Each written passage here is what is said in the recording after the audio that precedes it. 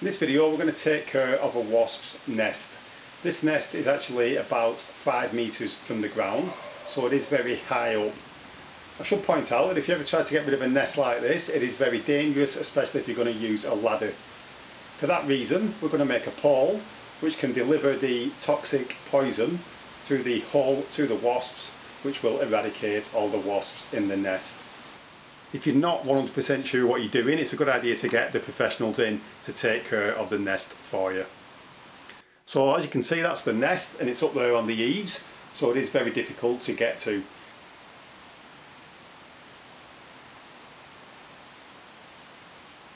You can see by the amount of wasps going in and out of this hole that there is a lot of activity in the nest.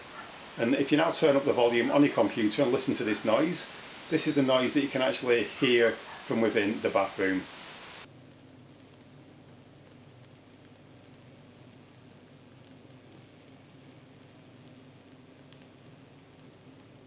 To get rid of the wasps, I'm going to use wasp killer powder. I actually bought this on eBay. It was about £7 delivered. This will treat quite a lot of nests. You do not need to use a full container. Normally you take the lid off, go to the wasp nest and squirt that in. Obviously in this case we can't, because it is 4 meters, maybe 5 meters from the ground. Obviously you do not want to be doing this type of job from a ladder. It is very dangerous. If there's anything about this that you're not comfortable with, or you don't like wasps and you think this job may be too big for you, it is a good idea to get a professional wasp killing firm in. They normally charge about £45 to get rid of a wasp's nest. They don't actually take it away, they just use a similar kind of powder to this, which actually kills all the wasps. So I have a plastic tube here which is about 3 meters long, so I'm going to use that. That's just a piece that I had lying around in the garage. I'm going to use this piece of copper pipe. We're going to fix that to the top of there, and then we're going to pipe this up using some 8mm plastic tube. That will connect onto the fire extinguisher, which I will charge up using the compressor. Now, I know a lot of people don't actually have a compressor or an empty fire extinguisher, so there are other things that you could use. You could use a vacuum cleaner that blows to provide the air, or you could use an air dryer even. You can use virtually anything. So we're going to rig this up and we're going to actually test it using some flour.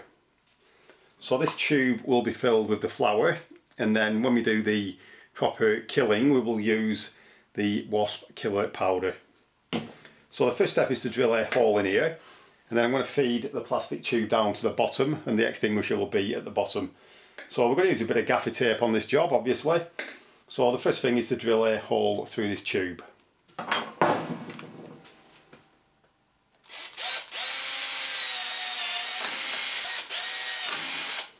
This piece of tube is approximately 10mm, and that should go nicely through the hole into the wasp's nest. And I do imagine that they will be quite angry once this tube is poked anywhere near the hole that goes through the nest. So I'm going to put that about there. And then I'm going to drill a hole further down for the tube to exit.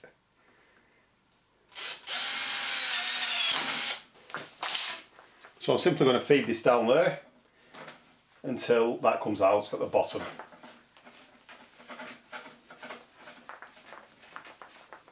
I can then cut that off.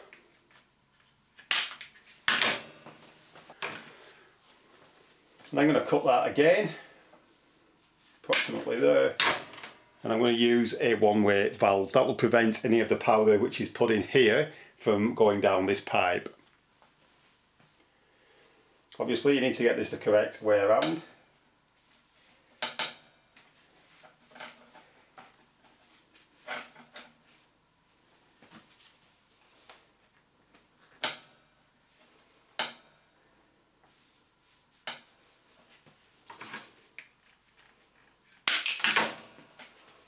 And I can simply push that in the end of there.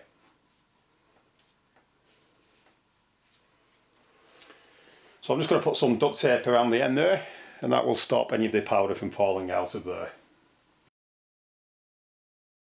I now need to remove this nozzle.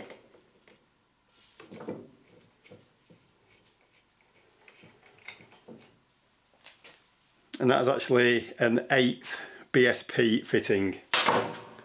So I've actually got an 1/8 BSP fitting to 8mm tube. So I can simply push that in there.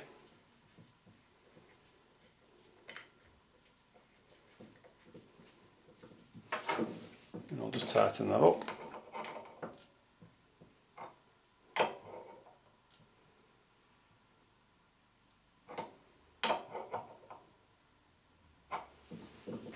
So to charge this up, I've connected this pipe up to the compressor.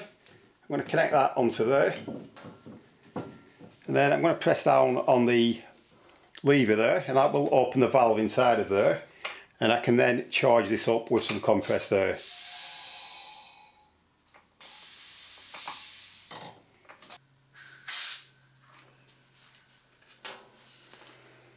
And unfortunately the gauge isn't actually working on this, but we do have compressed air in there now. If we press down on the lever, that should be just enough to squirt out some of the powder. So that is now connected to the bottom of the tube, and in the top we put the powder, and then we're going to take it outside and test it. So I'm now going to use this funnel, place that in there, and then I'll proceed to fill this up with some flour.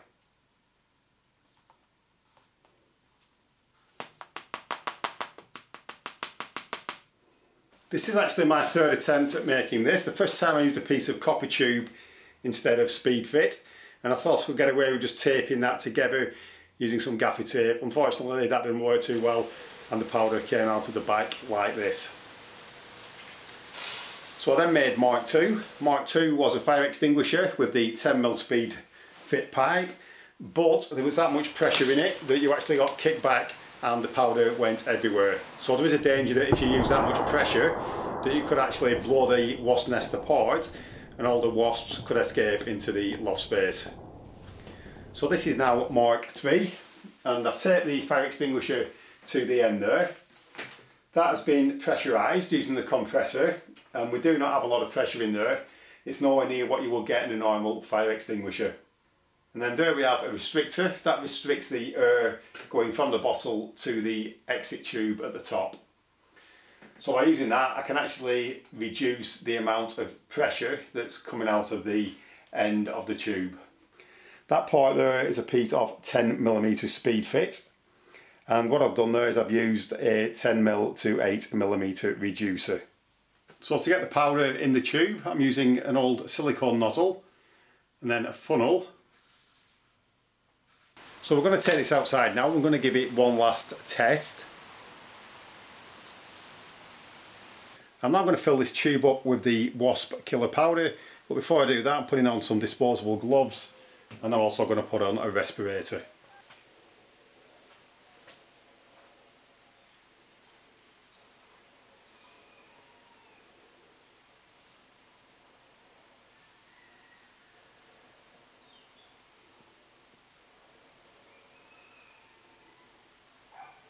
It's a good idea to wear full protective clothing when you do this, so I'm going to wear some welder's overalls, welder's gloves and the beekeeper's hat just in case. The last thing you want to do is get the wasp angry and get stung several times by a load of angry wasps.